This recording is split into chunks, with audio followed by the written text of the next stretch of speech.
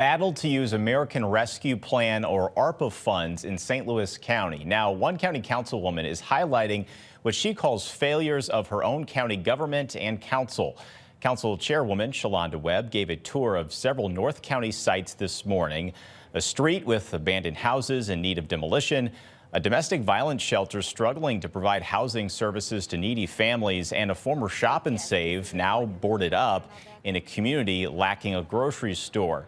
The county appropriated ARPA funds for all three of those sites, but Webb says the plan hit a snag on the last step, the county executive's signature. Webb calls it a broken promise from Page, especially as there are plans to spend millions of dollars on repairing or replacing the county's headquarters.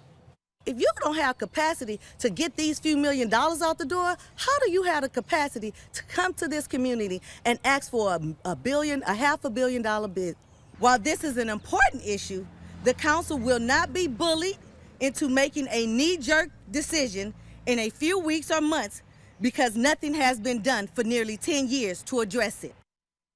As you just heard her say, Webb agrees that the headquarters needs improvements. Dr. Sam Page's team sent us a statement today saying there is a deadline to make building improvements or face fines.